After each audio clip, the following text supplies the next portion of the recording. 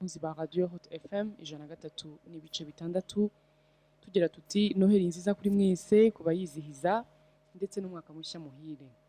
Turabasuhuje rero tubararikira ko nkuko bisanzwe iki ni kiganiro ubwira ukirimbuzi mukunze gukurikira muri benshi kuva isaa 2 kugera isaa 5. Ikiganiro nkuko bisanzwe tukunda kubasubiramo gahunda kuko hari benshi bakunze gukurikira radio bakavuga n'ubwa mbere ntibazi gahunda y'ubwira ukirimbuzi.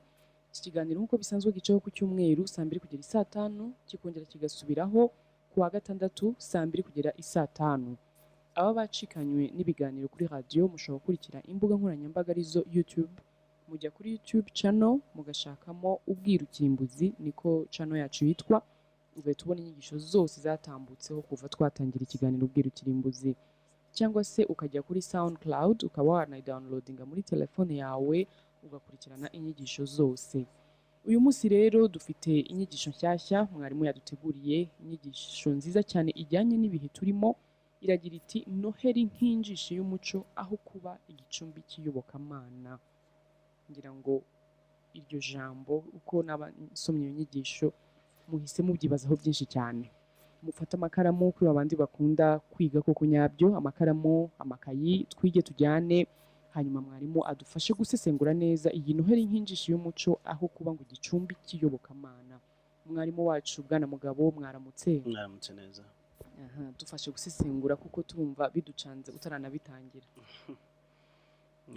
Ntibikwiye kubacanga kuko ni ikinyarwanda kandi turi abanyarwanda, ni ibintu bitari bishya. Niba twumva iby'amahanga ibyacu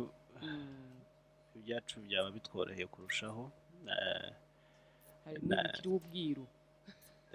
Hari bimwe ari ubwiru nubwo ari ikinyarwanda cyacu. Nanjye rero ntangiye nyine mbasuhuza nk'uko umuyobozi w'ikiganiro yatangiye dusuhuza twese, ariko ngira ngo turimo gusubiramo ibyigisho kugira ngo abantu baba batarakurikiye neza ubushize bajye bamenya uburyo bikurikirana. Ubushize duheruka kuri Bibiliya na siyanse, aho twasuzumaga tunagaragaza, ariko buriya usuzuma unagaragaza ikibazo umenya ikibazo. Twagaragarazagaho Bibiliya ivoma mu bintu bitandukanye nyuma y'uko twabonye ko yavomye mu mico yagiye iyibanziriza. Ko mubizi twagaragaje igihe Bibiliya yabereyeho, tugaragaza n'ibyariho mbere yayo, uburyo yagiye yitiza imico n'imitekerereze ya sosiyete zariho icyo gihe. Ubu noneho twongera kugaragaza uburyo Bibiliya noneho yageze cyangwa igera naho yitiza siyanse, ariko hanze mu bigaragara hano iwacu mu maso yacu bakaba barwana bya bindi byo kwigiza nkana kugira ngo baturangaze. Ngo Bibiliya, ngo bemera Bibiliya ugasanga bararwanya siyanse, na siyanse nayo irimo ariko iyo ugiye inyuma ibyo bita behind the scenes usanga hari ukuntu bafatanya, kimwe kivoma mu kindi kandi bikaba bizwi. Twasuzumye rero, twarebye urugero rw'isi, uburyo isi mu kubaho kwayo ubona ko Bibiliya hafi 80% yabivomye kuri siyanse icyo yavugaga. Twagaragaje n'uburyo siyanse ariyo iruta imyaka y'ubukure Bibiliya. Ntabwo rero babandi bajya batubwira ngo siyanse ikonfirma Bibiliya, ntabwo ari byo. Kuko muri umuntu yaza nyuma yawe ukaba ari umukonfirma, umuhamya. Ahubwo uje nyuma niwe uguhamya. Siyanse rero yabayeho, twasobanuye uburyo yagiye yevoriwa, yagiye ikura, yagiye yaguka mu nyito zajyanaga na civilisation yari icyo gihe, cyangwa se iterambere n'imitekerereze ryariho icyo gihe. Tubona rero yuko mu by'ukuri nta mvugo nk'iyo ngiyo ku muntu usobanukiwe, umuntu uzi, umuntu turi mu gihe cyo kumenya. Umuntu uri muri iki gihe cyo kumenya wavuga yuko siyanse ihamya Bibiliya, ahubwo Bibiliya ihamya siyanse bimwe na bimwe, kuko ibyo bashaka kumva, ibyo bidashoboye ibitira kuri siyansi, ibyo yishoboreye ikabihimba nyine uko bishoboye muri ntuza, ariko habaho imikoranire, haba harabayeho imikoranire abantu batigeze basobanukirwa. Ubwo icyo kiganiro nicyo abantu bakomeje gukurikira, nacyo cyasubijwemo mu cyumweru cyashize ndetse n'ejo bundi niko nibwira. Uyu munsi rero turarebera hamwe nk'uko umuyobozi w'ikiganiro yaratubwiye, turarebera hamwe uburyo iyi Christmas turareba icyo ari cyo. Abantu babivuga bitandukanye, hanze aha ngaha hari ibisobanuro byayo bitandukanye, biterwa n'aho umuntu avoma ukwemera kwe akenshi, ariko twebwe hano ntabwo tureba ukwemera. Iki kiganiro ni ikiganiro gicukumbura kandi kigasesengura.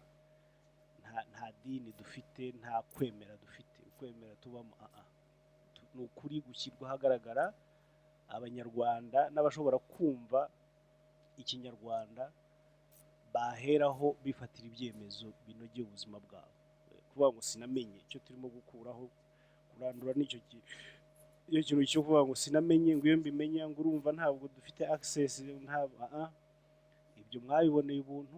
Niyo mpamvu tuzindukira hano buri gitondo kugira ngo urwo rwitwazo ruzaveho, uzire ibyo wagizemo uruhare cyangwa se utabarwe n'ibyo wagizemo uruhare. Ibyo rwose nanasuhuza abo tuhurira ku rubuga Irembo ryo Kumenya, bamaze iminsi basesengura iyi Noheli, ngira ngo ntago nabivuzeho byinshi cyane kuko nari nzi ko tuzabiganira kuri radio. Turareba Noheli nk'injishi y'umuco. Noheli ni umuco, ni culture, ni culture, aho kuba igicumbi cy'iyobokamana. Abantu benshi ngo Yezu ngo yavutse, ngo yavukiye mu mitima, ngo yavukiye mu biraro, ibintu nk'ibyo ngibyo ukabona byubatswe mu ireme ry'ubumana, ku buryo Noheli kuri benshi batabizi yagiye ifatwa nk'intango y'ubumana mu bantu, aho ngo Imana yavukiye muri sosiyete, ubwo sosiyete igatangira guhura n'ubumana no kubana n'ubumana. Niko bifata. Urumva ko nicyo cyakabaye ari igicumbi cy'ubumana. Ariko icyo batazi cyangwa se icyo tutazi ni uko ibyo atari byo. Noheli ni injishi. Injishi ni umugozi uhambira. Ku bantu batunze bazi injishi, niyo ujisha inka ukayikama, iyo utayijishe ntuyibonamo ibyo wayishakagamo. Iyi nayo ni injishi ituma habaho ibisarurwa n'abasarura, badukamamo ibyo badukamamo.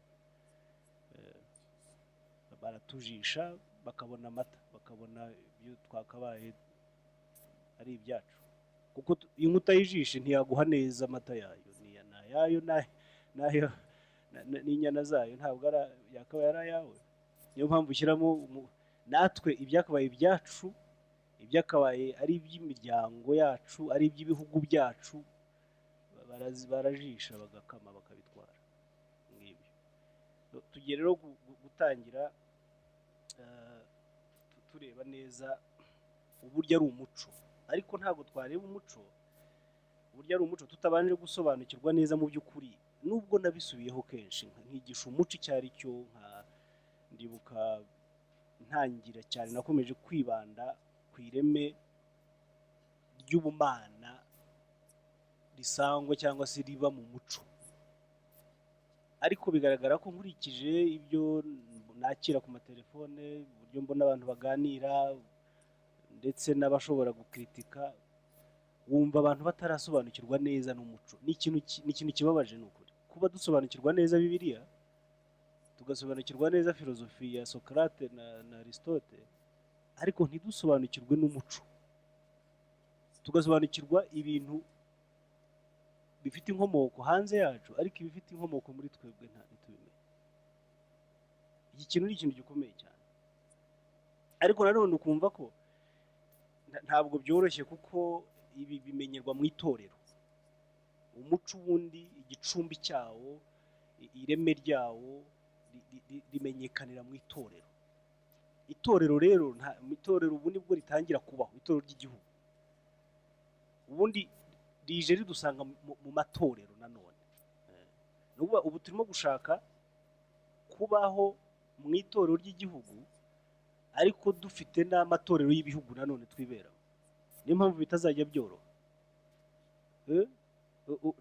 N'abayobozi bacu ngira ngo mu itorero ry'igihugu babyumve ko ari intambara n'ugukotana, ni intambara ikomeye cyane kuko intambara igomba kuba hagati y'itorero ry'igihugu n'amatorero y'ibihugu ari mu bantu. Niyo abanyarwanda dusobanukirwa neza n'iki itorero rivuze mu iwacu icyo ryabaga risobanuye, rikora cyangwa se ryakoraga icyo aya matorero y'iki gihe arimo gukora. Niyo mpamvu kugira ngo duhure n'umuco wacu bizajya bigorana, abantu tubyemere bivugwe ntacyo biba binatwaye, dusobanukirwe kuko ntabwo mbere y'uko nza kwitwa ko niyidantifiya n'itorero ry'igihugu cyanjye, mfite indi identite y'ikindi gihugu, ikindi torero mbarizwamo. Nimba ntabarizwa i Roma, ndabarizwa muri Amerika cyangwa ndabarizwa mu Bwongereza, cyangwa usange itorero ryawe ry'igihugu cyawe rizakomeza kugorwa mu buryo bwo kukubakamo ubunyarwanda nyabwo, kuko irirato ari amatorero y'ibindi bihugu nayo afite indi identite ariho kubakamo cyangwa yatangiye kuba ukiri umwana. Adutangira tukiri ibitambambuga hasi, umuntu akagira imyaka 40 yarubakitsemo identite y'amahanga, ku buryo usanga iby'iwabo n'ibyo by'amahanga. Ahubwo turi Abisirayeli, nkora mbivuga hakurya mperuka kumva ngo mu majyaruguru abantu bashyize hamwe basengera Isirayeli, kuko tudashyira hamwe ngo dusengere u Rwanda nibura kenshi ngo tubibone. Nuko turi Abisirayeli mbere ko tuba Abanyarwanda. Ibi bintu biganirwe.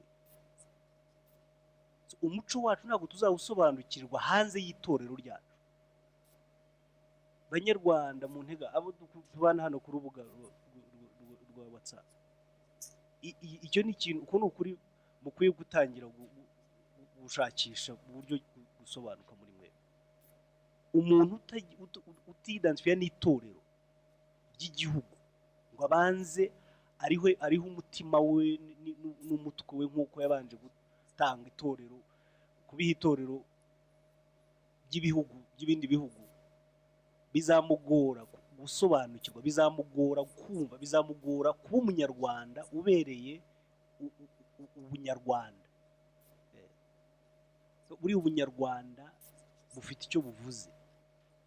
Ubunyarwanda niyo shusho y'uburiwe, nicyo kizakuranga. bushobora kugukiza uramutse ubwitayeho.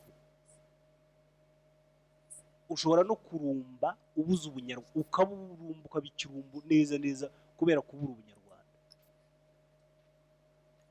Ubunyarwanda bubohshywe mu muco w'u Rwanda. Ntabwo uzavuga rero ngo uzaba umunyarwanda utazi umuco, utagerageza kumva no kwiga no gusobanukirwa n'umuco wawe, ngo uvuge ngo uzavuga umunyarwanda ku rurimi. N'Abagande bavuga Ikinyarwanda nk'uko natwe tuvuga Icyongereza tutarabongereza. Kuvuga ngo ndakangurira abantega amatwi ko bagerageza uburyo bahura n'umuco wabo mu ireme ry'itorero ry'igihugu. Ibindi ntawe mbwira abantu hejuru. Yewe ntabwo ndi hano kugira ngo abantu mbakure mu madini. Ndi hano kugira ngo nsobanurire abantu babaturwe n'ukuri. Ukuri bari ko kuguhembura, ukuri ari uvuga ngo umugabo ngo yankuye aha, byo bahamagara ngo ariko wowe ngo uratujyana he? Nta muntu njyana, nta muntu nkura, nta muntu. Ndashaka kugira ngo umenye gusa, ufate icyemezo nk'umuntu ufite ubwenge. Hato utazavuga ngo icyo kintu rero ntabwo bizatworohera nitutacyumva gutyo. Ariko ubundi umuco ni iki? Dutangira kwiga ngira ngo bwa mbere hano mu byigisho bya mbere ndibuka ko twareberaga hamwe icyo bita conscience cyangwa se umutimanama, isano yacyo n'umuco. Mu by'ukuri ibi bintu ni ibintu bikomeye abantu baba bagendeye guha umwanya wabo. Conscience ni umutima. Umuntu udafite conscience aba ari umupfu. Bivuze ngo umuntu udafite, kuko conscience n'umuco ngiye kongera kubereka ko nabiberetse ubushize, yongera kubereka uburyo ari ikintu kimwe. Conscience n'umuco cyangwa se umutimanama n'umuco, mbere ku buryo udashobora kuvuga ngo ndiho udafite umuco muri wowe, uburyo udashobora kubaho udafite umuco, culture. Kandi umuco uba mu itorero nyine, nk'uko n'ubundi andi matorero twakuyemo imico y'abandi. Ujye ubona abantu babyina bambaye ubusa kandi ngo barahimbaza Imana, muri ibyo byitwa amatorero. Ni umuco w'abandi baba bafite. Akaza kugira yambaye imyambarire itari inyarwanda, itari iwacu, bakisiga ibintu. Ubu ngubu bageze n'aho abashyingiranwa bahuje ibitsina basenga. Uyu ni umuco, barabibabwira. Ariko uba mu itorero. Itorero rivuze umuco, nta yindi misiyo y'itorero ku isi. Ni ukwamamara k'umuco, ni ugusakaza umuco, ni ukubaka umuco aho bageze. Kandi naho batoreza umuco. Iyo rero wamaze gufatwa n'uwo muco, uba intore yabo nyine. Abandi bita ngo ni intore z'ukwemera. Nicyo bivuze buriya. Ubu uri intore y'umuco watojwe n'itorero ry'igihugu.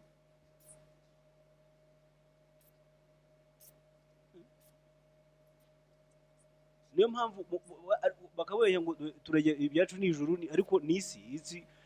Nahoze mbaza abantu ejo, Israel abantu barwanira ko tujya mu ijuru, ko Kanani ari uko abantu barapfa, buriya butaka barushakaho iki ko rubwiza. Nk'uko bababeshye kuva kera. N'isi, ubuzima n'isi, future n'isi. Nicyo kintu bataberetse, yuko barubaka isi yabo, barubaka ibihugu byabo, barubaka imico yabo, barubaka inyungu zabo. Christmas rero, nk'uko ariho ndi busoreje, ni imwe mu njisho ikomeye cyane y'umuco w'Abaroma, w'Abazungu. Ibi bikaba ibintu byo kugira ngo isi yubakwe nk'igihugu. Ibyo bindi bajya babwira ngo barashaka gukora icyo bita one world government, cyangwa se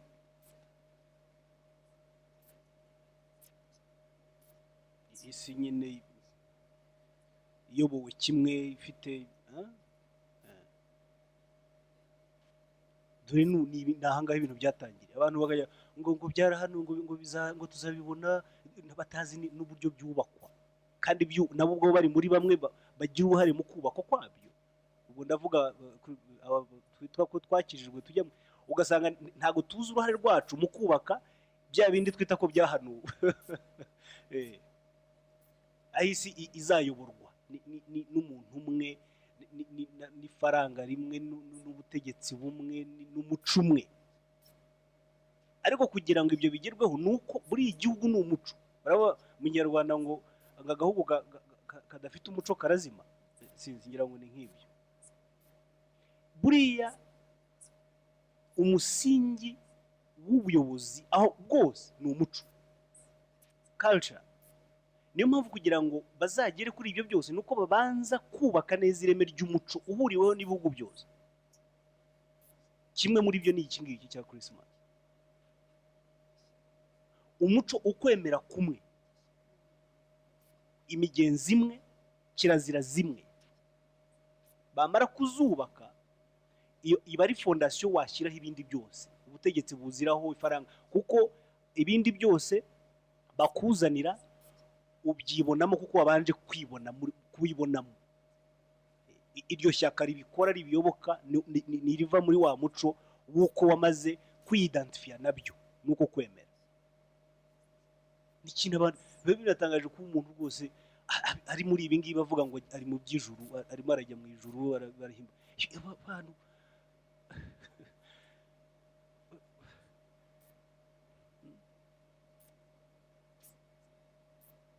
Noneho barangiza ngo urumva ngo Bibiliya ngo ni ukuri, ngo ni ijambo ry'Imana, ngo ryarahanuwe, ngo rero birasohoye. Ntuzi ibyo uvuga igihe byabereye, ntuzi uruhare wabigizemo wowe ubwawe, kandi uvuga ko witandukanyije nabyo, udahuye nabyo. Biri muri ibi bintu byo kwemera ibyo utazi, mu kugira ishyaka ry'ibyo utazi, mu gushyiramo imbaraga y'ibyo utazi.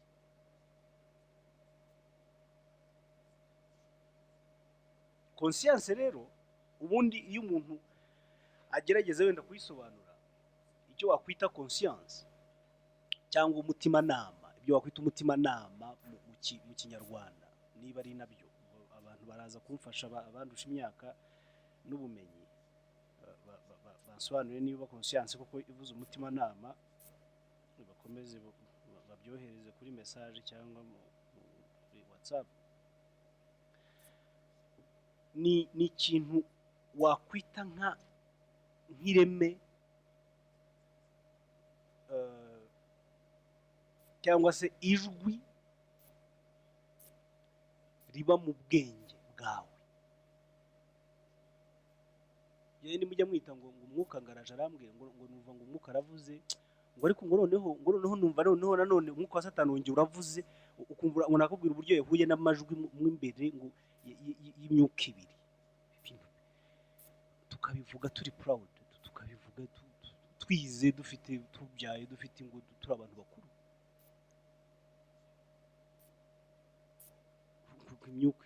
Imyuka sivuga iki ni yihe, ni imyuka yande. Icyo kintu twita amazina atandukanye bitewe n'ubumenyi butandukanye cyangwa se no kutamenya gutandukanye kutubamo, nicyo kintu cyitwa conscience.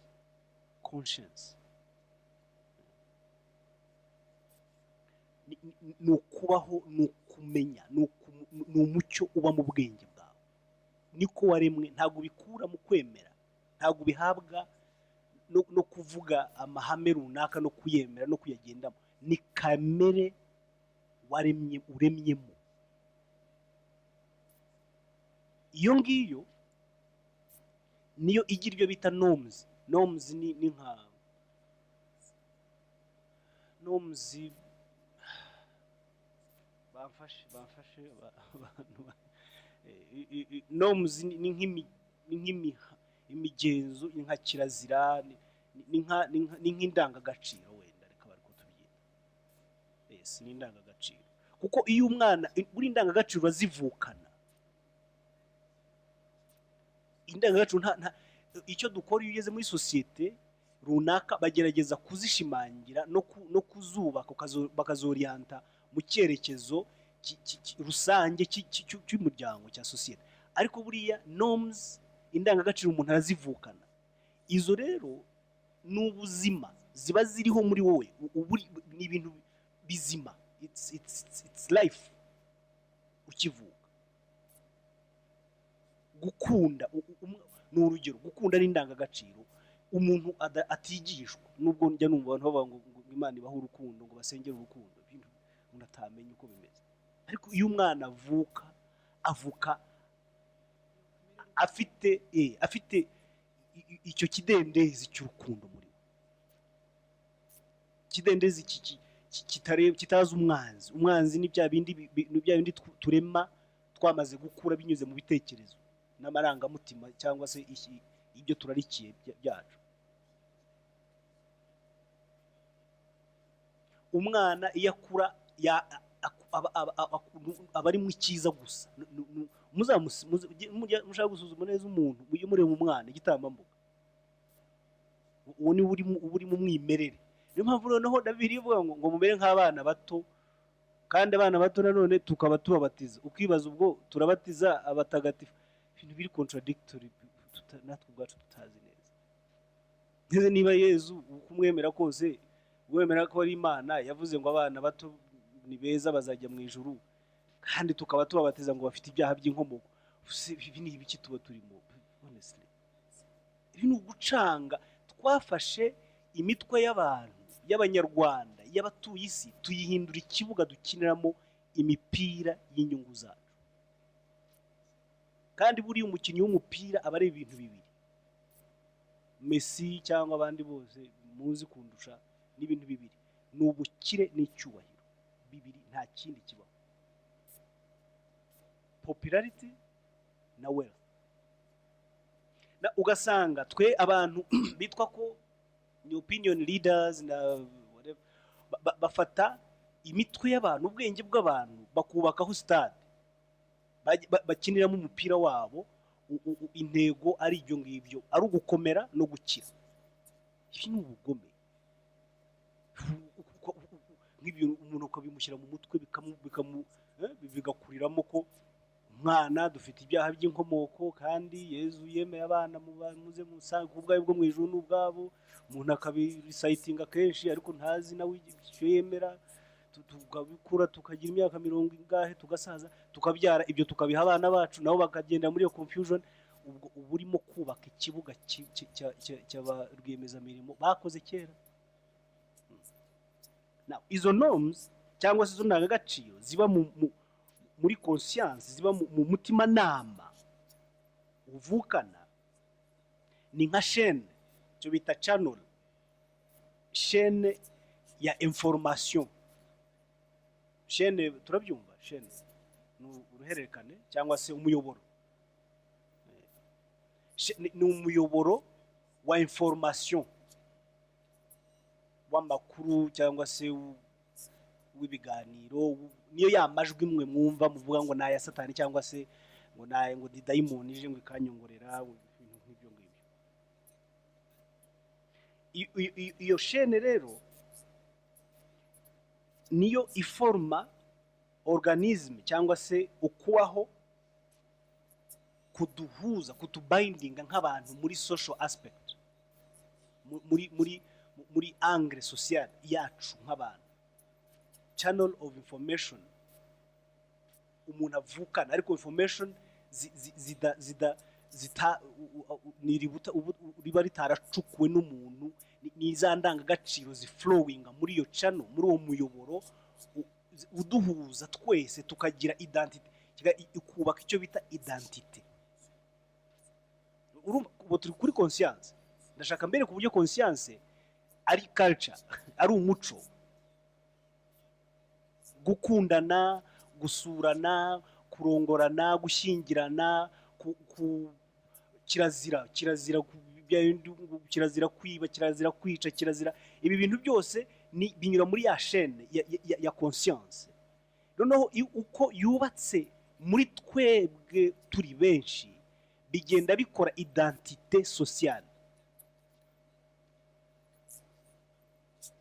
Iyo identité sociale niba umuco nguko. So conscience is culture and culture is conscience. Ntushobora kuvuga ngo uriho utari mu muco wawe. Nabwiye abantu ibi byigisho biba bisaba umuntu gutuza, agatega amatwi neza, agatekereza. Jewe ntabwo nigisha ibintu wemera, nigisha ibintu wamenya. Kumenya rero biravuna, bisaba ko utekereza. Abantu bavuga, njya numva baza ku maradiyo ngo umugabo ngo arigisha ngo umuco ngo nta mana irimo. Ibintu bavuga n'ibintu biba binatangaje kuba umuntu yatinyuka. Icyo utazi uraceceka, nturwana nacyo. Conscience niwo muco, n'umuco uba conscience muri ubwo buryo mvuze haruguru. Aho niho dutangira tukaguka muri identité imwe, ariko yanyuze mu muyoboro w'umutimanama. Umutimanama ni nka view cyangwa se outlook, uko isi igaragara mu maso y'abayituye runaka. Noneho kubera ko baba bahuye bari ahantu hamwe, bafite amateka amwe, bafite icyo bita igicumbi kimwe, biragenda bikabubakamo ishusho ariyo identite ituma ubamenya aho wabasanga hose, ukamenya ko bafite aho baturuka batari abaho ngaho. N'urugero abanyarwanda, reka turebe, hari nk'ibikoko gira ngo bitaribwa mu muco nyarwanda, sinzi abandi usha wenda barabizi, ubwo mfashe ikintu kimwe, cyangwa se abagabo bati kirazira gukora ikintu runaka, wajya i Bugande ugasanga cyo ntago kizira, wabyumvise? Wajya i Burundi ugasanga byo nta munyarwanda nge ndumva warya inzoka, wigeze arya inzoka, ariko abashinwa barazirya, nabo muri Kongo hano iwacu, hafi y'iwacu hano. Aho ni ahantu, icyo nicyo identite rero, nicyo nshaka kubereka ko umutima nama ugenda ukubaka umuco, n'umuco ukaba umutima nama. Wajya muri Kongo bakamenya ko uri umunyarwanda kubera za nakubwiraga udahuje nabo. Ariho ujya gusanga muri Bibiliya, njya mbwira abantu ko iki ngiki ari igitabo cy'umuco, bavuga ngo uribuka ko harimo inyamaswa ngo zitemerewe kuribwa, ngo zitatuye, niba zitatuye sinzi buriya najyaga ntabyumva neza ngo zatuye n'izitatuye, nka daka urabona ko daka imbata ntabwo yatuye hagati hano, urabona ko ibyifatana mu ntoki zayo cyangwa se ibirenge byayo, simbi iyo ntabwo uyirya. Mu muco waba ngaba twitirira Imana, ariko hari aho uzasanga iribwa. Intama ntabwo ugira ngo iribwe iwabo, kuko iwabo ni nk'inka. Kera twakuraga batubwira ko kurya inyama y'inka ari ikibazo, uba umaze inka mu rugo. Ndagira ngo mbere ku buryo ibi bintu twitirira Imana ari ibyacu, barimo kugerageza kudufata mpiri mu izina ry'Imana, bafate mpiri ukubaho n'ireme ry'umuco wacu, baturangirize muri identite yabo, turangirire muri bo, noneho biborohere gutwara isi yose natwe binyuze mu bintu nk'ibi ngibi. Kandi bigira ngo mwatangiye kubibona ku bantu bareba, ariko buriya habaho itandukaniro ry'umuntu ureba n'ukanura. Yego umuntu akanuka kugira ngo arareba kandi atarora. Ibi bintu bitubindinga, bitwubaka nka sosiyete, nicyo nakwitaga ko nicyo nakubwiraga aricyo cyitwa culture cyangwa se culture, ariko urabona ko ari conscience. Conscience mu yandi magambo ni ijwi rya sosiyete runaka ku mibereho n'imibanire yisanzure n'umuntu. Ngiyo conscience. Hanyuma noneho culture ikaba medium, uburyo medium. Urabona iyo tuvuze medium of communication n'ubyo hano ururimi, ushobora gucommunicating utavuze. N'urugero nk'abantu bafite ubumuga bwo kutavuga, aracommunicating, ariko iyo communication ye igira ikibazo cy'uko ntabwo yanyuze muri medium nziza of communication yubatswe n'umuco. Nabyumvise? Ni nayo mpamvu abenshi muri sosiyete cyangwa civilization ya kera buriya babanenaga abantu nk'abo, twabitaga nyine biragiye abandi, kuko tudasharize medium of communication, ntuzimwe means zimwe mu mibanire. Niba twe mu mibanire yacu tuvuga, wakaba adashobora kuvuga ijambo, ukumva wamwe-excludinga byoroshye kubera ko hari uburyo adahuje nawe identite mu muco. Ubu ndimo gusobanura icyo bita medium, ni uburyo. Umuco rero ukaba medium cyangwa se uburyo bw'iryo jwi nababwiraga rya sosiyete binyuramo. iyo voice of society iraza ikaba yanyura muri iyo medium of communication cyangwa se medium yayo yitwa culture, ukayibona hanze.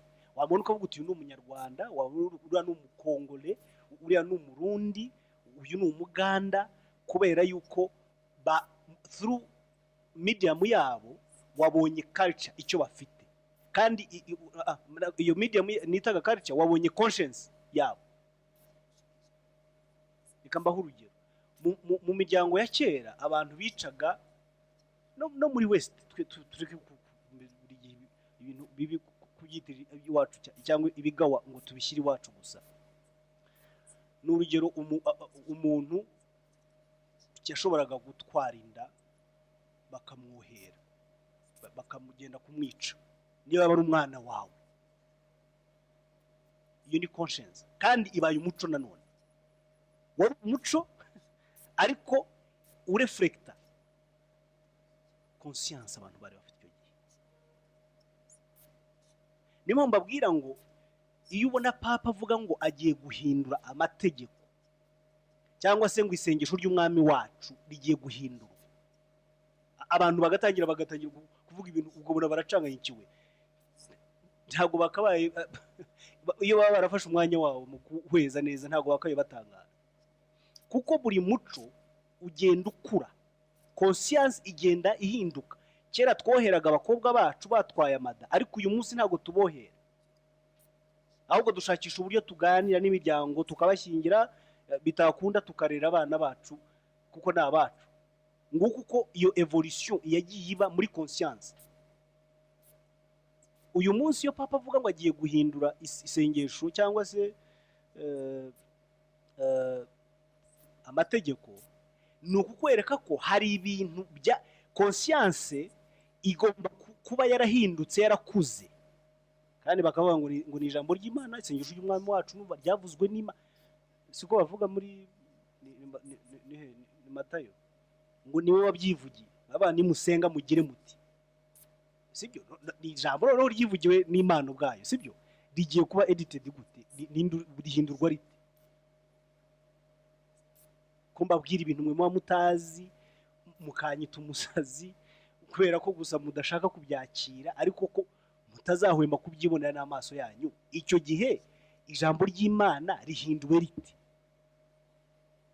Ko ntafite, urabona igitabo cy'umuntu runaka, akadufata urugero wenda ninde tuzi mu Rwanda wandika ibitabo, ni nk'igitabo cya Alex Kagame n'urugero, cyangwa se n'abandi bose. Jewe nka mugabo nta burenganzira mfite bwo kucyeditinga, bwo guhindura ibyo yavuze. Nshobora kubikritika, nshobora kubyagura, ariko ntabwo mbihindura. Niba amagambo yari ivugiwe na Yezu koko, niba batatubeshye, bayahindura batekataro bayavuze. Ibyo barambabwira, ibi ni ibintu bya ba nyirabyo.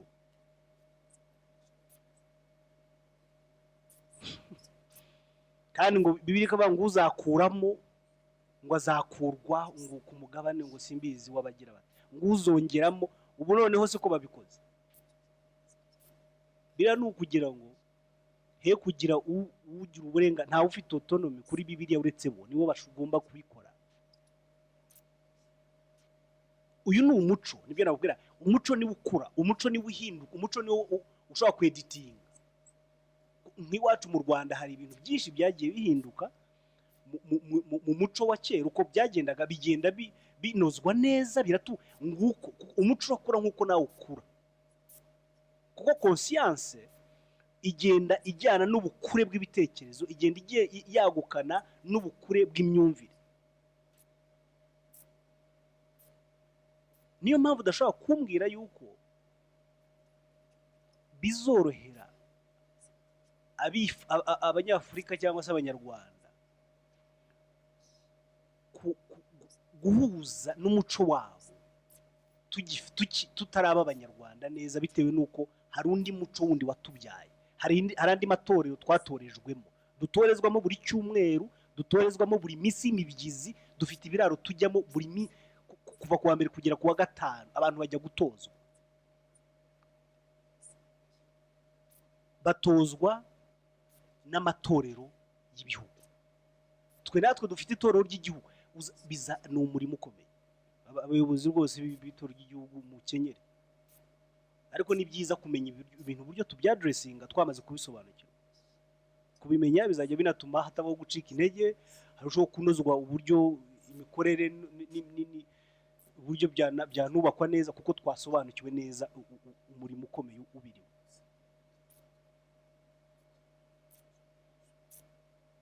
Iyo rero ni identite y'umuco nari ndimo nsobanura nabanje gutindaho. Impamvu ibyo bikenerwa ni ukubera ko uko umuntu aremye, mu nkurikire neza, genetic, icyo wakwita genetic information, uko genes mu kinyarwanda ndumva ntari bushobore kumenya uko byitwa. Genes ni uturemangingo se, simbizi. Ntabwo ubwazo zifitemo ubushobozi, ariko abantu benshi barazumva.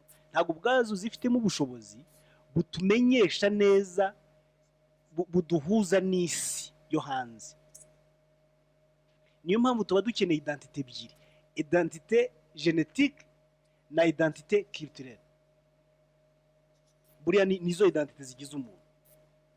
Identite genetique ni imibereho no guhuza k'ubuzima imbere mu muntu, ariko bitihagije, bidafite imibereho no guhuza k'umuntu n'isanzure hanze y'umuntu.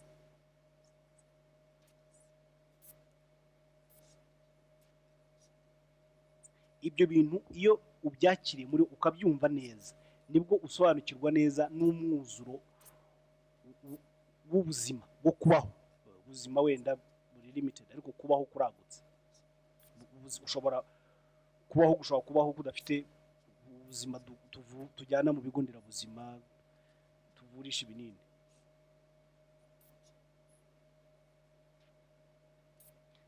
Gene zacu cyangwa se genes zacu ubwazo, nibyo navuga ngo turemangingo, sinzi niba ari ryo zina, ntabwo ubwazo zifitemo ubushobozi buhagije budetermina behavior, buyobora icyo wakwita behavior conduct, imyitwarire yacu. Ntabwo niyo mpamvu uba ukeneye uburere. Uburere ni ingenzi cyane. Abantu aho barera bagomba kuhamenya neza. Ukwiye kujya ari ibintu tuzajya dusanga twarakozemo amakosa, ariko tutanashobora no gukosora, biri too late. Ahantu urerera ni ingenzi cyane, ku buryo wakabaye ariho ubanza gutekereza mbere uko utekereza aho uzajya guhahira ibizatunga uburera, cyangwa se bigomba kubatunga mwese. Umuntu rero cyangwa se abantu bahuje umuco baba bahuje ubuvandimwe. Nagira ngo usobanure ku buvandimwe buva mu muco. Niyo mpamvu idini ryo ryadutwaye cyane, ubu niryo rigira abavandimwe. Niyo mpamvu nayo birivuga ngo mugire neza bose, ngo ariko cyane cyane ni ugusantarariza kuri bwa buvandimwe bwubatswe n'umuco wabo. Nk'uko natwe nk'Abanyarwanda tugira ubuvandimwe, twakagombye cyangwa se tugomba ubuvandimwe bwubatswe n'umuco nyarwanda.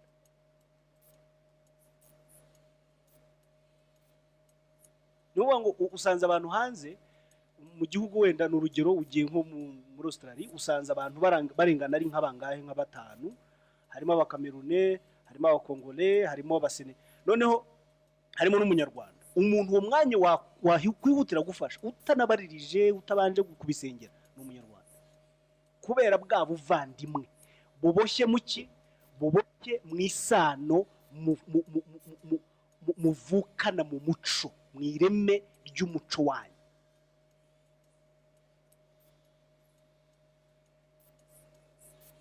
Sinzi ko abantu turimo tubyumva.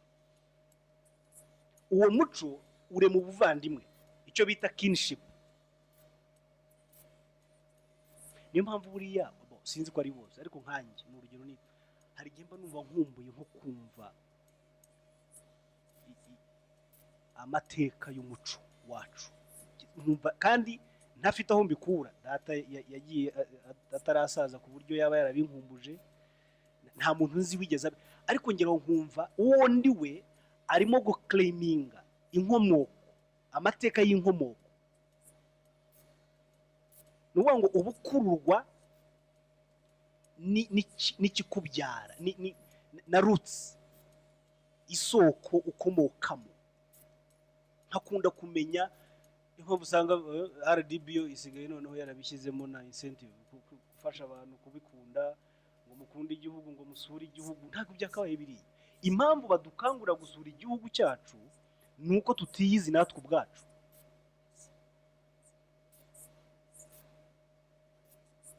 Ariko wimenye wakwigira amatsiko yo kurushaho kwisobanukirwa.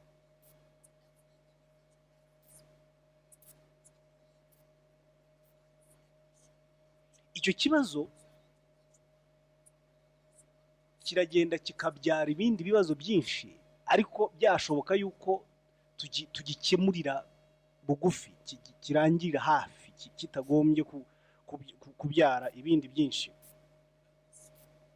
Iyo kinship, ubwo buvandimwe tuba dufitanye mu buzima butangwa n'umuco cyangwa se buturuka muri conscience yubatswe mu ireme ry'umuco, iyo ngiyo niyo yitwa identity. Nk'uko nanone ubuvandimwe tugira buturuka muri genes, mu maraso, mu turemangingo tw'umubiri dufite, itwubaka igakunda wabyita kutwegeranya. Ukabona buri gihe mwene nyoko ukeneye kumenya amakuru ye, nubwo ari hanze uramuhamagara umenye uko ameze. Buriya ubukururwa na ya ntuza ya gene connection ibi hari y'ubwo buvandimwe bw'umubiri. Ni kimwe nuko nanone ubunyarwanda bugira bw'umuco, umuco buriya ugira genetic elements yayo, ku buryo nayo igukurura ubwayo, kuko muba mufite ubuvandimwe aho hantu hombi. Abantu bakerensa umuco sinzi uko batekereza. Umuco uratangaje. Umuco uratangaje. Abasogokuru baragendaga, nibyo byatumye urugamba rwo kwibohora rubaho. Abakurambere batubohoye baricaraga bakumva bakumbuye aho bari. Ntabwo uwo mwambaro ari uwabo, ntubakwira. Barumva ni mwiza, yego urasa neza, bafite aho bicara heza, bafite ibyo barya byiza, ariko ntabwo ari iwabo. Icyo kintu, ijambo iwabo ni ya gene iba mu muco. Akavuga ati ninshaka mfe, reka ngende ariko nsubire iwacu. Niyo mpamvu leta y'u Rwanda buriya mujye munareba, ubu nta mpunzi kuva ku itariki ya mbere, nta mpunzi y'u Rwanda izongera kubaho ku isi, kuko nta muntu ugomba guhezwa hanze y'iwabo. Leta y'u Rwanda izi neza icyo bivuze, icyo imbaraga genetic power y'iwanyu bivuze.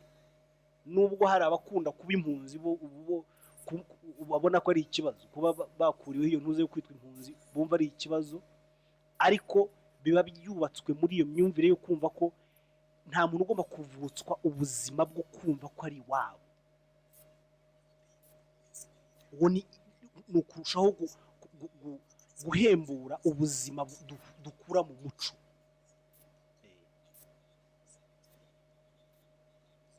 So ibyo nababwiraga, ubwo icyo kintu, hari ikintu cy'ubuvandimwe kibyarwa na cultural information yacu. None ababwiraga aribyo mu Cyongereza bita kinship cyangwa se genetic kinship, cyangwa se kinsmen, abavandimwe bawe ariko b'ubunyarwanda. Iyo gene yitwa ubunyarwanda ikari mu buvandimwe bwitwa kinship. Bivuze ngo imitekerereze yabo, imyumvire yabo, ubumenyi bwabo bwose buravukana, burasa, bwubatse iyo sano. Ari byo n'amadini agerageza gukora. Amadini buriya nicyo agerageza kubaka, abagerageza kubaka iki kintu cya kinship ariko gituruka muri wa muco wo guhuza imyemerere, guhuza amateka, guhuza icyo kintu cyose kikagenda kikatugira abavandimwe ariko bitandukanije muri sosiyete ngari y'abanyarwanda. Ugasanga turi abanyarwanda ariko turimo ibice nka 500. Bakakubwira ngo ugire neza bose ariko cyane cyane iryo nironda bitekerezo kugira ngo bishingire ku myemerere. Njye mbwira abantu ko ibintu bajye banabigendamo buhoro. Niba hari ahantu twakura imvano nyinshi cyane zitandukanye abantu zisenya umuco w'ibihugu ni muri iki gitabo. Twabeshyeye ko ari ijambo ry'Imana. Ni uburyo bwo ni divide and rule, gutandukanya ugategeka neza ukayobora neza. So umuntu utagira umuco mu by'ukuri aba atariho.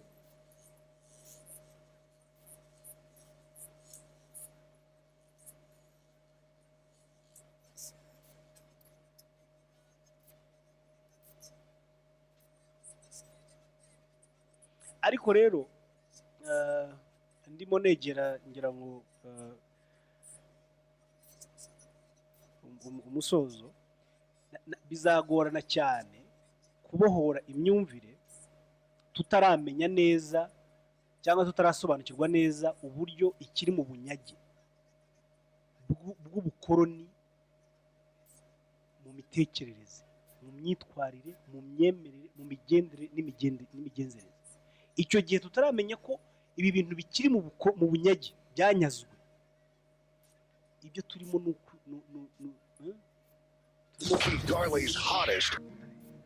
so iyi Noheli rero ni kimwe muri iki kintu cyubatswe muri iyi njiji. Muti gute? Ngira ngo murabizi neza, twarabyize yuko Noheli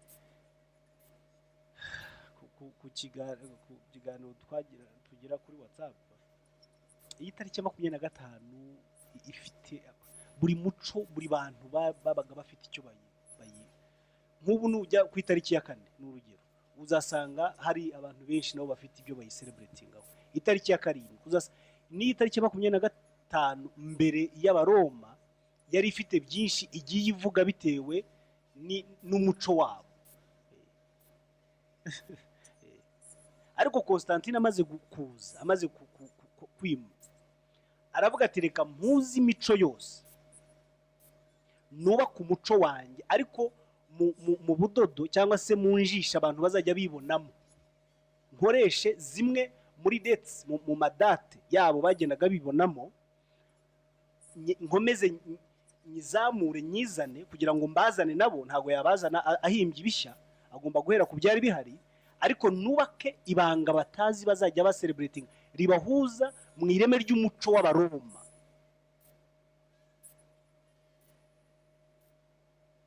Hari byinshi, ntago najya wenda mu buryo abantu bagenda celebrating, ariko wenda muri bikeya abantu bakunda no kwita ibya pagane. Nicyo nikimbabaza, nacyo kintu numva ngo ibingo byari by'abapagane, ngo byari bya Nimurodi ntibazi wari we, ntibazi ahavuka, ntibazi ko barimo kwidisplay, ubwabo barimo kwivuma. Nimurodi ugiye gukurikira igisekuru cye neza usanga ari wowe urimo kwivuma, n'uwiwanyu. So yagombaga kuba umupagani nyine, kuko muri abapagani nyine. Ubu Kristo bwaje ubabwira ko muri abapagani. Umuco wacu ni umupagani. Abantu barabyigisha hano rwose, bemye bagahagarara bagatuka umuco, tukavuga tutamena. Kuko ibyacu, iby'iwacu, umuco wacu, imitekerereze yacu, imyumvire yacu ni ubupagani. Ibyo wenda sindi ubitindamo cyane, ariko mumenye ko iyo ni turufu yo kukwangisha no kuguca intege mu kuba wagerageza gusubirana icyubahiro cyawe n'agaciro kawe. Ibindi abantu bakunda kuvuga ngo ni igihe ngo basengaga izuba. Ntabwo izuba ryigeze risengwa. Hari n'igihe njya mbibona hano ku rubuga abantu babyandika. People, tujye twihangana, usharing ikintu wamaze gusuzuma neza. Nkuko ufata icyo umuntu yavuze ngo upfe kugitura aho ngaho. Niba kivugo ujye ugisuzuma neza, kuko waba utazi ibyo urimo gutira naho urimo gutira. Nta muntu wigeze asenga izuba, ntawe. Iki kintu bitaga gusenga izuba kibwe nyine cyitwa igipagani, kuko bagisanze mu muco waho bari baje kwigarurira, kandi barabikora. Ni igihe abantu, urabona mu kwezi kwa 12 ni igihe haba itumba, ngira ngo itumba, winter, ni izuba ritaboneka.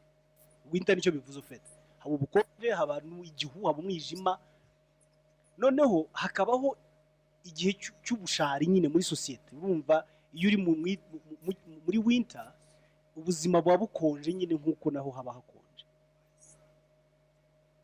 Noneho ku matariki ya hagati ya 17, 21 kujya 23 nibwo itumba ryasaga izuba ntago buba kwira, ibyo bavuga ngo itumba ryatangiraga kuba rigufi. Noneho bakavuga bati izuba ritangiye gutsinda umwijima. Izuba ubukonje bwatsinzwe, igihu cyavuyeho. Izuba bakaryishimira. Izuba ni ikintu cyiza, nawe uribuze wapfa, uribuze ntiwarya, uribuze ubuzima bwahagarara. Uzajye muri biriya bihugu byabo, uzasanga mu gihe cya winter ubuzima buhagarara. Murabizi ababayo. Noneho icyo gihe, kuko ari ayo matariki izuba riba ritangiye kuza, winter igenda iba ngufi. Ku itariki 23 bundi nibwo winter yashiraga burundu. Bakavuga ngo izuba riraganje, bagaselebratinga, bakizihiza, bakanywa, bakanezerwa. Abo baje bataba abantu basenga izuba, natwe tukabijya muri iyo njyana ngo mugerageze mureke duhumuke, twe gukanura gusa. None turakanuye gusa. Umuntu ngabo ndabadushyira mu nkono baturye tugikanuye, tugere ngo turareba nka bwa bukanura amaso. Baradutetse, bahora batuhinduranye, baturye dukanuye. Turakanuye rwose, ariko ntituzi uburyo turimo gutubangwa ku buryo bukabije. Noneho iyo minsi yose nawe uwo mugabo Constantine arabireba, aravuga ati iyi minsi reka tuyegereze 25. Urumva byaheraga kuri 17, 18, ayo matariki nibwo izuba ryatangiraga kugeza kuri 23. Urumva bati reka tubishyire, tubyimure Roma, kugira ngo abantu babyibonemo, duhuze n'iyi tariki ya 20. Ariko itariki ya 25 ifite ikivuze kindi abantu batazi, aricyo nshaka kubabwira. Bakaza bazana na wa muco wabo wa Father Christmas, Santa Claus ngo ukanibaza abantu niba bavuga ko ari ivuka rya Yesu, kuki bavuga ngo ni Father Christmas ni Santa Claus? Yakabaye ari Yesu, kuko ni umunsi niwe twizihiza, ntabwo ariko tuba twizihiza Father Christ. Hese Santa Claus cyangwa se mutagatifu Nicolas niwe wabyaye Yesu, ku buryo twavuga ngo turamwizihiza nk'igisekuru Yesu avukamo. Abantu bakaye babyibaza. Santa Claus ni umuntu wabayeho, yari umupriest, yari umugatolika, umuyobozi nk'abandi bose tubona. Iriya myenda mubona ya white na red niyo bambaraga kera. Bishop Catholic niyo myambaro ya mbere bambaraga. Ubu turi mu muco wa Roma, noneho bamwita Father Christmas, ariko bakatubeshya ngo turizihiza ivuka rya Yesu. Bihuye biti ibyo ngibyo bibiri. Uyu yari umuntu usanzwe, wari uvugwaho amateka yuko yagiraga ubuntu, yajyaga areba imfubyi n'abakene akabaha ibintu, kuko yari yarazwe byinshi, yari yaravutse mu muryango ukize, bamuraga ubutunzi akajya butanga. Nibyo bise ngo ni Santa Claus nyine, nizo gifts. Ubejo uyu munsi sibyo turimo gucelebrate bya gifts. Yagenaga ngo gatanga gift, agatanga impano. Wabyukura umukene ku muryango ugasanga box, nariyo boxing day turimo.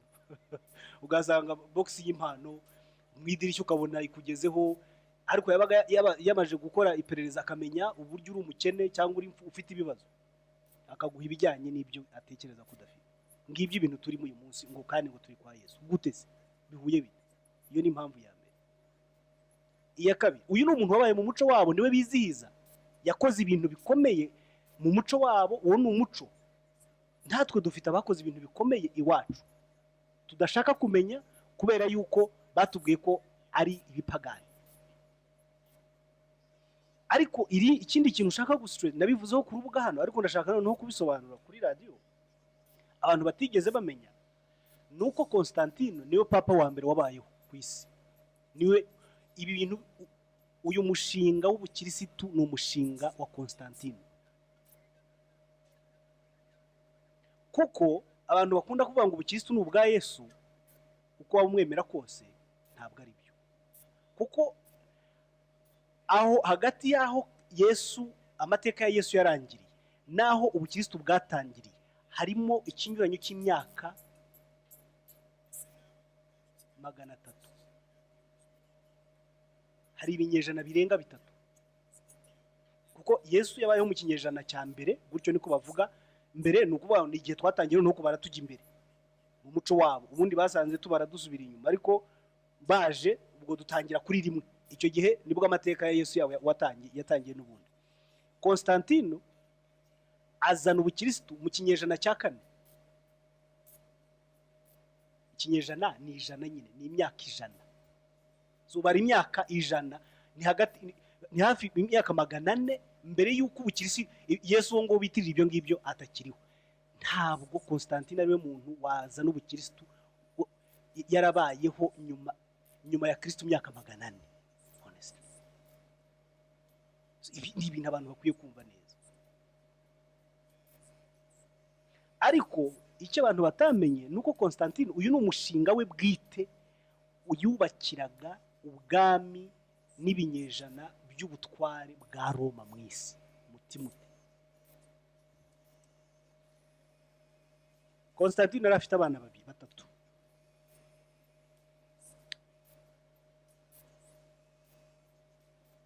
Niwe muntu wari umupapa wa mbere buriya no muri orthodox community, orthodox bo banamwita saint, bamwita mutagatifu. Ni umuntu ukomeye cyane mu mateka y'idini. Umushinga niwe watangiye projet y'ibi bintu, bamwita mutagatifu Constantin. Noneho yubaka ireme rya projet, cyangwa se nkuko utekereza umushinga wose, umushinga wawe uha inyubako. Atangiza iki kintu cy'ubupapa, atangira ari we papa. Papa ni pope, ni papa nyine, niwe se wabo bose, niwe. Kandi icyo gihe nanone ari empereur, aba byose, ahuza Imana n'abantu, yongera abahuza na politiki n'ubwami bwe. Ageze aho ngaho amaze kubaka neza imirongo migari, amaze kubyubaka neza, bimaze kubonera, atangira kwimika abandi bapapa. Buriya abapapa bose babayeho bimikwaga na empereur, niwe wabagenaga kuko umwanya nuwe.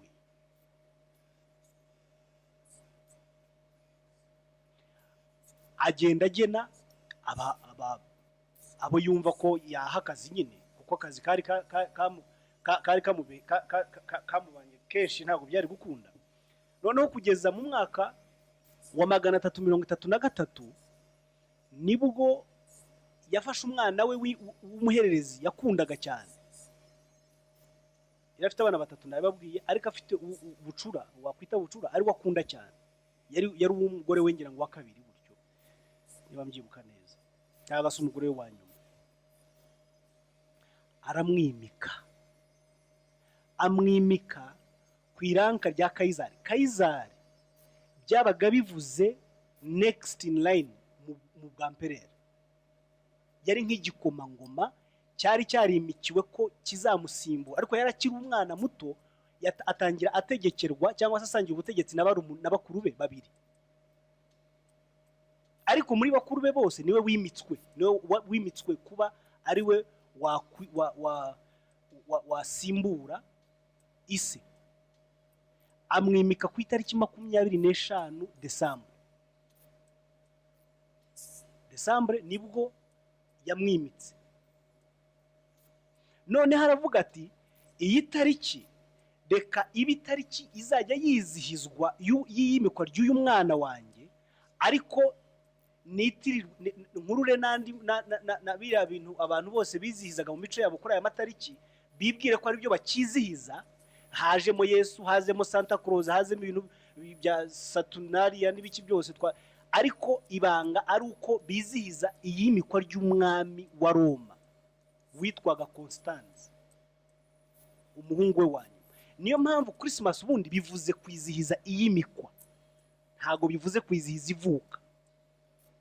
Abantu iyo birukanka ngo barimo kwizihiza ivuka, ngo Yezu ngo yavukiye mu nda, ngo mu mitima yabo ngo yavukiye mu biki, je sinzi ibyo baba bavuga. Kuko Christmas ntago bivuze kwizihiza kuvuka, bivuze kwizihiza kwimikwa. Kandi Yesu nta hantu tuzi ko yigeze yimikwa mu isi ngo bizihize igihe yimikiwe. Ntawamwimitse, ntawe tuzi. Umuntu wenyine wimitswe ni umuhungu wo watangije ino Kristo. Ni ikintu kiba gisaba ko ntacyo bitwaye tubyizihiza, ariko tuzi ibi bintu turimo ibyo ari byo. Arangije nibwo ubupapa atangiye kubutanga. Arabutanga, ababanjirije harimo ba Silvestre wa mbere abuha Mariko asimburwa n'uwo Julius wa mbere. Julius wa mbere niwe wadekaraye ko iyi tariki ya 25 ariyo tariki igomba kwizihizwaho nk'ivuka rya Yesu. Biri contradictory, kuko yari mu mushinga wateguwe n'uwamuhaye ubutware. Nibwo byabaye bibitegeko, abantu batangira guhatwa kubyizihiza. Uyu niwe wahisemo iyi tariki, ariko iyo usomye neza usanga ari itariki yahiswemo na Constante, kubera ko yagombaga kwibuka ubwami bwa Roma. Ubu iyo turi hano tuba twizihiza ubwami bwa Roma. Iyo abantu baba bashyashyanye, iyo tugura tuba turimo guteza imbere imishinga n'inganda zabo. Nta muntu ushobora kubona arimo kugura made in Rwanda.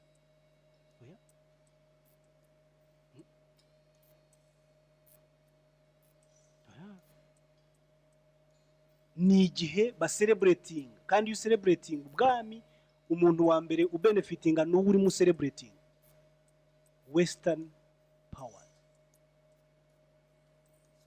Inganda zabo zirongera zikazamuka, icyubahiro cyabo kikaza, umuco wabo kazamuka. Ngiki ibyo mubabo cyane mfasha.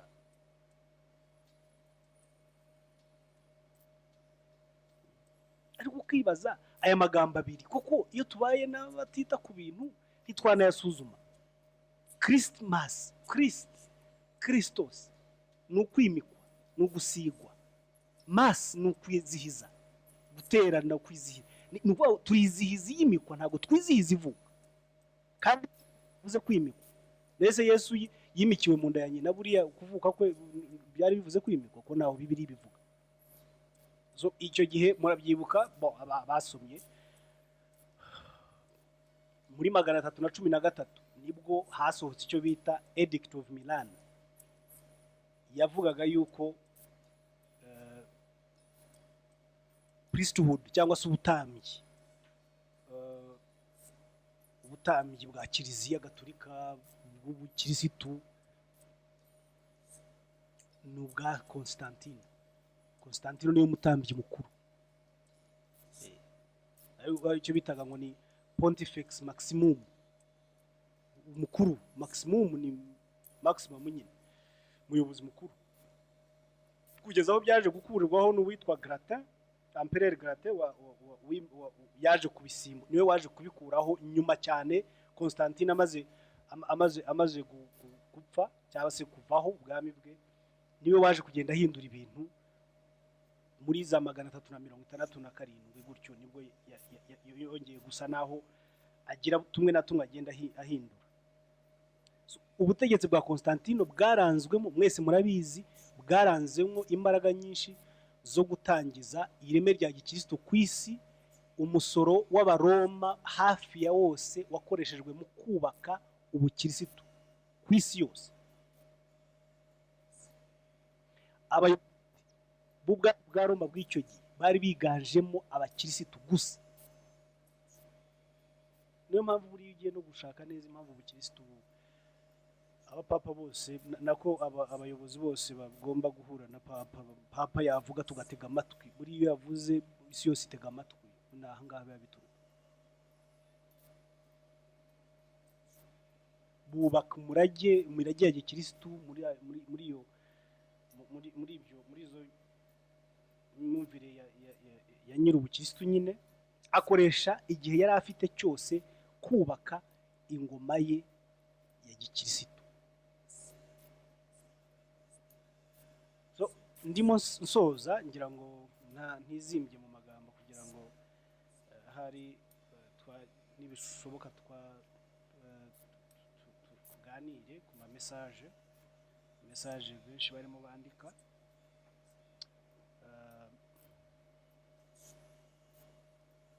Icyo dukeneye gusobanukirwa kandi cy'ingenzi hagati yacu nk'abanyarwanda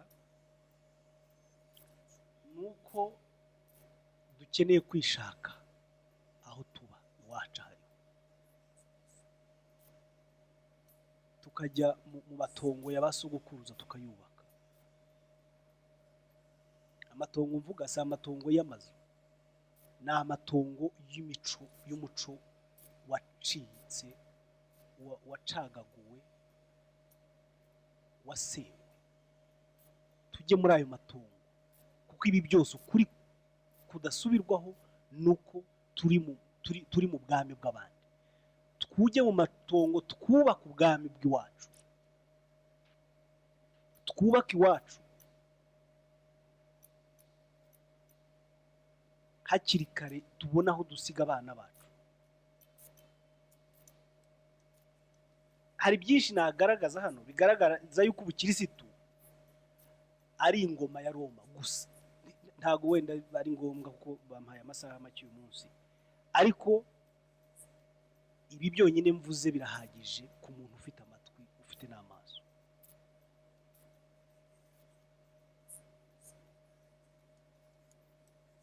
Habayeho gusigasira no kurinda umuco duhuza twese, nta cyuho cy'amakimbirane, nta cyuho cy'inzangano, divide and rule. Ubu uyu munsi wanga mwene so kubera ko atemera nkawe, nta ntambara hagati yacu.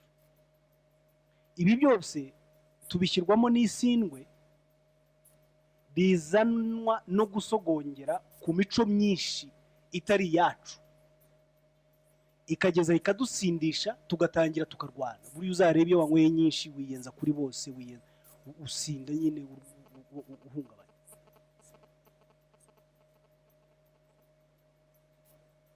Tugahigana tukicana kubera isindwe bavandimwe.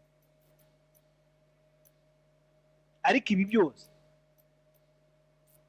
ni ibigira ngo bwa buhanuzi bababwiye gusohora bwa one world government. Barashaka kubaka isi imwe y'umuco umwe, umwemerere umwe, umwami umwe, badutegeke. Muravuga ngo baradutegeka, bari badutegeka se? Batugaze bidasubirwaho, kuko igihugu ni umuco, ubutegetsi ni umuco, ubwami ni umuco.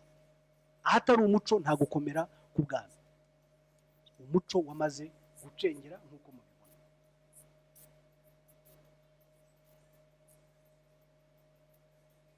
Aya matorero y'ibihugu rero navugaga ntacyo byaba bitwaye tuyagize aya kabiri, kuko iryacu twarigize turisimbuze ntacyo. Jewe kuri ryo am very categorical, ndi categorique cyane. Niba muyakunze cyane mwakabaye muyagira ya kabiri cyangwa ya gatatu. Mubanze mwisobanukirwe mu itorero ryanyu, mubanze mwimenye mu itorero ryanyu, mubanze mwihuze, muhure nabo muri bo mu itorero ryanyu. Noneho nushaka kujya mu itorero ry'Ubwongereza aribwo buporoso uzarijyemo, ariko wabanje kuba umunyarwanda, ari itorero ry'Ubunyarwanda. Nushaka kuba nationality ngo ziremewe nyinshi, ariko wabanje kugira nationality yawe. Nationality yawe iboneka mu itorero ry'igihugu cyawe.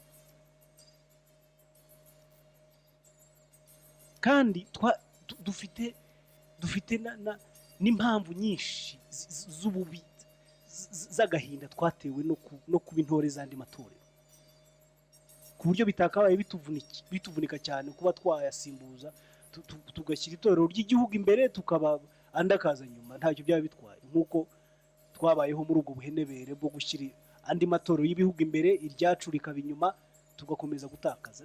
Ntacyo byaba bitwaye twongeye tugahindura, we try, turebe, tugerageze.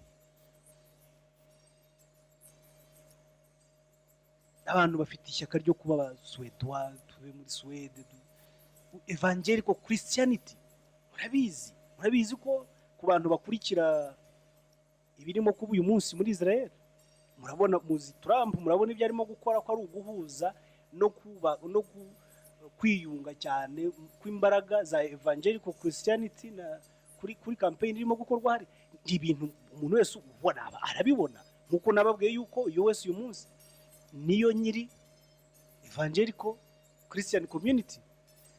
Ubwongereza nibo ba nyiri bo Protestant, Roma nibo ba nyiri Gatolika. Ibi byose turi mu bwami bw'abandi, tuzajya mu bwami bwacu ryari, tuzasigasira ubwami bwacu ryari, tuzakunda iwacu ryari, iwacu hazubakwa nande ko twubaka uw'abandi.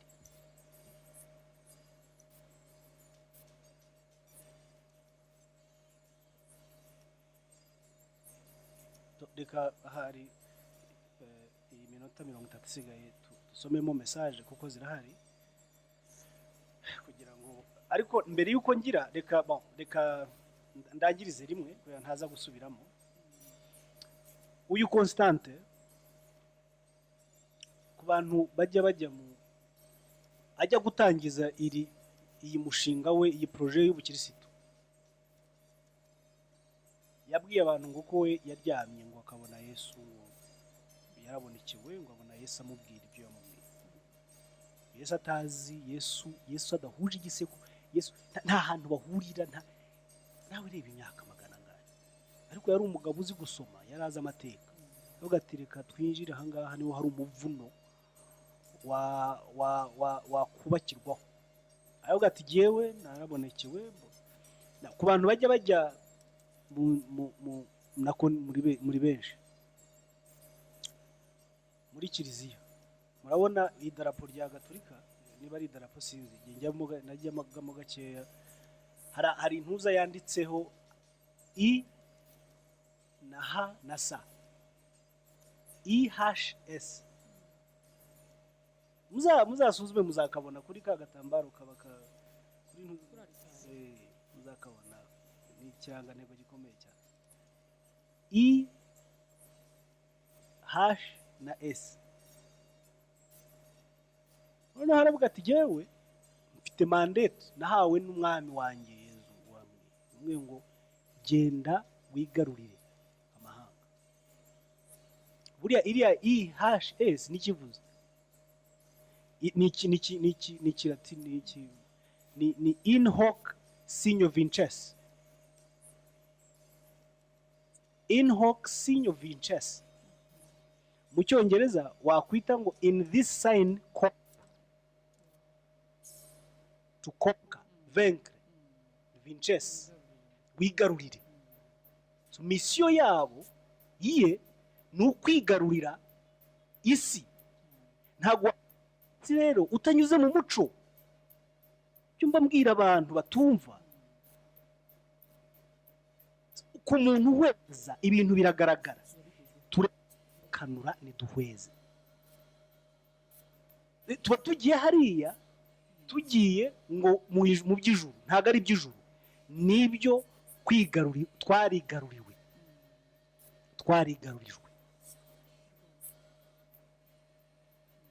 In this sign, conquer. He has conquered and he's still conquering. You conquer hearts. Ni ukwigarurira imitima. Buri ibihugu byubakwa n'imitima.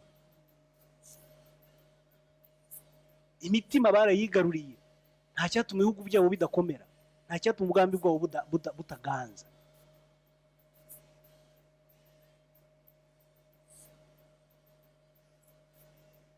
ariko ukibaza iyi myaka yose tubayeho muri ibi bintu ni ukutabimenya cyangwa ni ukudashaka kubimenya. Iri ni ryo torero rero nababwiraga. Iri ni itorero ritoza intore kwigarurira ibihugu, imico, ubwami, ubutegetsi byose. Hubakwe ubwami bumwe, umwami umwe, igihugu kimwe mu isi yose. Murakoze cyane. Ku bantu wenda bashaka igitabo, nkunda gutanga cookies. Kwiga murabizi abantu biga mu mashuri yitwa kari makuru, ubundi iyo wize baguha cookie. niko batubwiraga kera twiga. Umwarimu akatwigisha akatubwira ati ariko reka mbahe cookie. Cookie ni twa tuntu turyoha bajya babaha mu kanwa muri ntuza muri iyo unywa nka kofi cyangwa icyayi.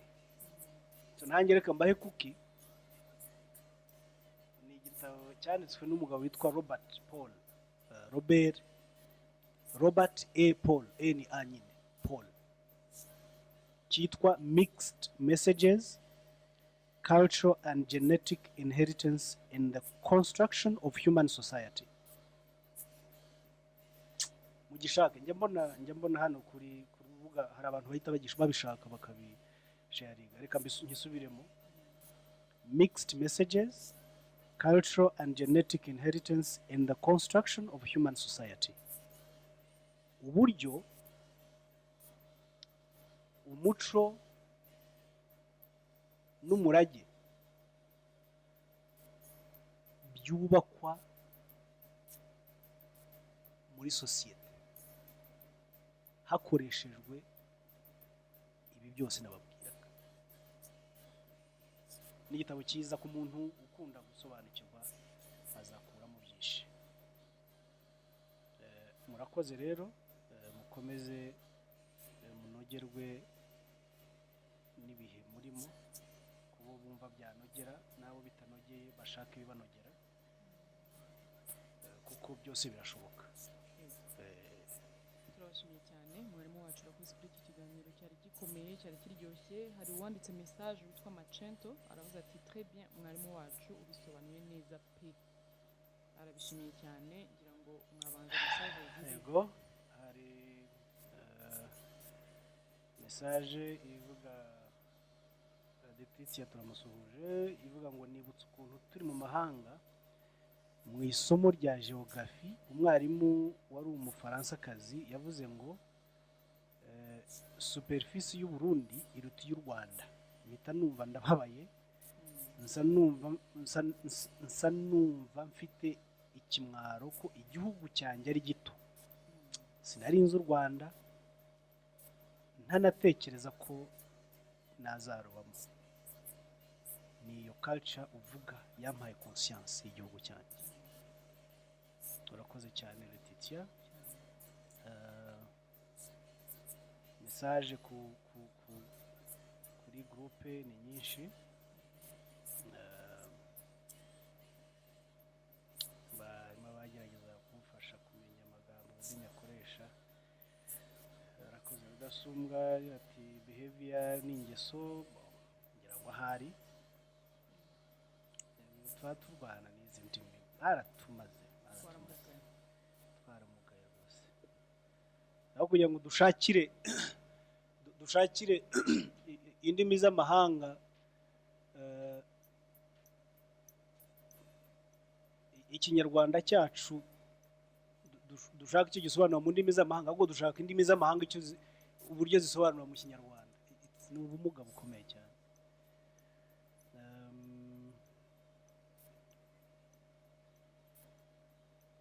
Mabla ati Noheli ni injishi y'umuco aho kuba igicumbi cy'iyobokamana.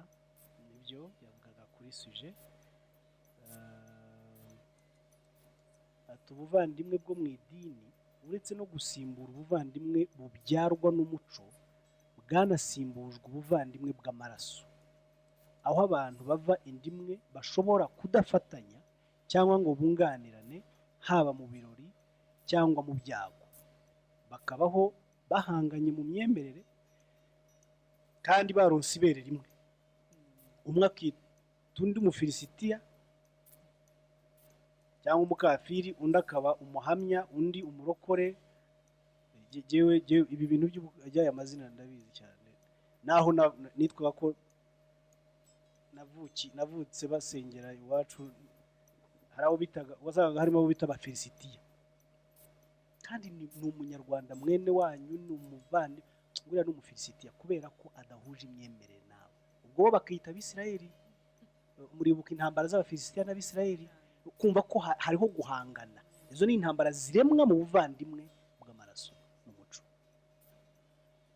Umwe akita undi umukafiri, undi akaba umuhamya, undi akaba umurokore, undi akaba uwihaye Imana, ukibaza aho tugana hakagushobera. Rero izi nyigisho zikwiye kudufasha kwigarukamo. Arakuze cyane Mabel. Nayamaje ati iwacu uriya Santa Claus twari dufite nyabingi cyangwa se nyabyinshi. Esa buriya nyabingi nicyo bivuze. Nyabingi yari umuntu, ariko yarazwiho ubutunzi, yarazwiho ni byinshi nyine. Bingi muri Tanzania barabizi cyane, no muri Zimbabwe barabizi. Ni umuco usanga ko wari umuco duhujwe nawo, ariko ubu ngubu turarwana. Nk'ubu ibihugu byacu iyo twari tugifite umuco umwe nk'uko byigeze, twakabaye dufite ubumwe butangaje, ariko ubundi twe duhanganye.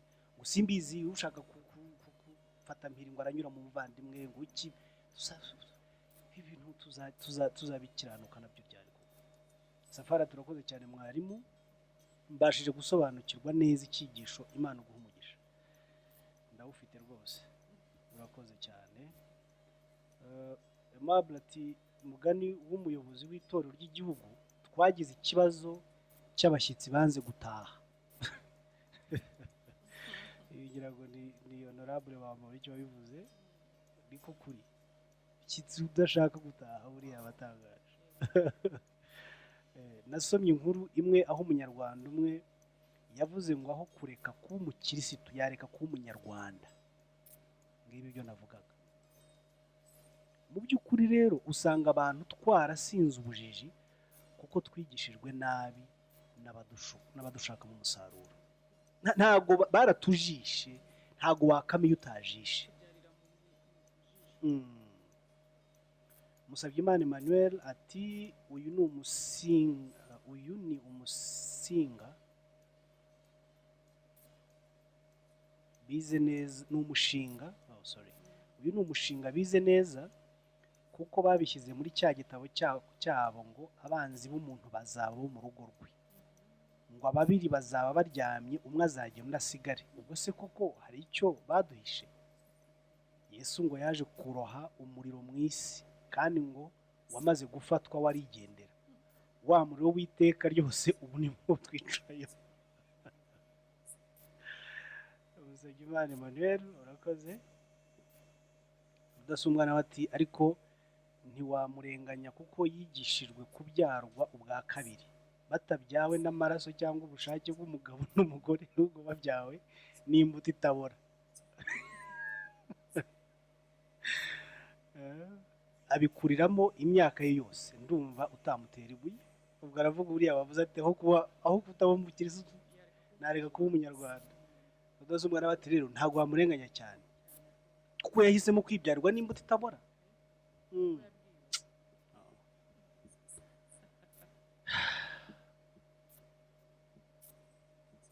Mabel arasaba IHS ukaduhe hano turebe uko byanditswe muri izo ndimi. Biroro ururimi rw'ikilatini, yego ndakabaha. Kuvuga ngo turi Abisirayeli mu by'umwuka, uwo utari we mu mubiri ntiwawe mu mwuka ngo bishoboke. Navuze neza cyane. Ntabwo se umwuka ubyara umwuka ubyarishije umuco w'abandi, nkaho wowe umuco wawe utabyara.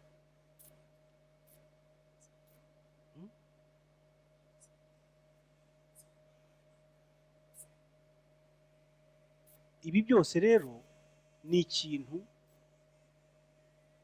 cyari kiduhishe hakiri muri iyo minsi, ariko uyu munsi ntabwo kigiri, nta kitarashyizwe ahagaragara. Uyu munsi umuntu ashatse kumenya, ashatse gusobanukirwa, byamworohera, ntabwo ari ibintu biba bigoye ku muntu ufite ubushake. Iyo udafite ubushake nta kuntu umuntu yakugenza.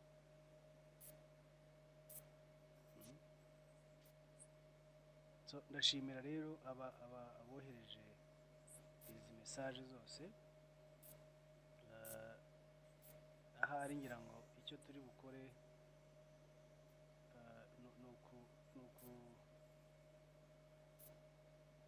ni uguhuza ibyo dutekereza n'ibyo twemera. Ni ibintu biba byoroshye cyane, ukareba ireme ry'ibyo utekereza mu ndorerwamo y'ibyo wemera, ukagerageza gutandukanya amasaka n'icyayi.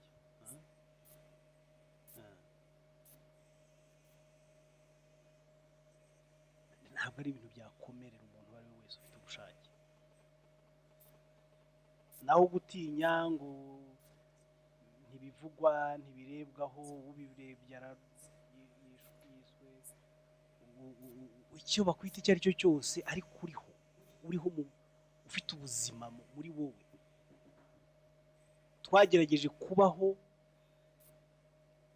neza mu mazina, ariko mo imbere dushira, dushinjagirana uburibwe igihe gihagije. Birakwiye rero ko uyu munsi twakwemera tukitwa nabi ntacyo byitwaye, ariko mo imbere turiho, nta bwiru buhari, nta bumuga, nta excuse yo kumugara kubera ko ngo utagize amahirwe yo kumenya. Ibintu byose biri mu maso yacu. Ndumva ngira ngo kubera ko uyu munsi abantu batari bamenyereye ikiganiro ntabwo bahamagaye cyane, nibwira ko birumvikana. Hari uwanditse message aravuga ngo aradushimira cyane uyu munsi, mwanyubatse cyane, nasabaga ko mwasubiramo izo reference. Murakoze. Igitabo natanze kuki imwe, igitabo kimwe cyitwa Mixed Messages, Cultural and Genetic Inheritance in the Construction of Human Society. Robert A. Paul. Murakoze. Nicyo ngicyo ku muntu w'umuhanga azamenyamo byinshi cyane. Uburyo ubuzima bw'umuco n'ubuzima bw'umubiri ari byo abantu batuzwamo bagakira cyangwa bagapfa. Uko umuntu aruga ubuzima bw'umubiri ukaba wapfa, ni nako umuntu yaruga ubuzima bw'umuco ugapfa. Kandi conscience na culture ari ikintu kimwe, ni ikintu kimwe. Iyi nyigisho nicyo turimo kurebera uyu munsi. Ntabwo nibyo natangiye, ntabwo wavuga ngo ufite conscience udafite umuco. Byanze bikuze ushobora kwanga umuco wawe, ariko hari umuco wawihuze na wawita uw'Isirayeli, wawita uwa Buddha, ntabwo wabura umuco, wawita uwa Muhammad. Byanze bikuze hari umuco uburi, kuko conscience yawe igomba kugira uburyo ishobora muri culture. So uyu munsi tuba turwana n'ibyacu kuko tutari abacu, twamaze kuba abandi. Batubeshyira ko ari iby'Imana, ari ibijya mu ijuru, ari iby'ijuru, bituma kugira ngo ibyacu bipfe vuba tubyice mu mbaraga nyinshi. Ndumva ikiganiro nagisoreza ahangaha. Ubwo niba nta amatelefone yandi yakiriwe, tukabasezera, kereka hagize uhamagara muri aba ngaba bakurikiye ikiganiro turi kumwe, tukaba twamwitaba mbere ko dufunga. Ariko message nazo ndumva ari izo zirahumuje zo ku rubuga. Twareka abantu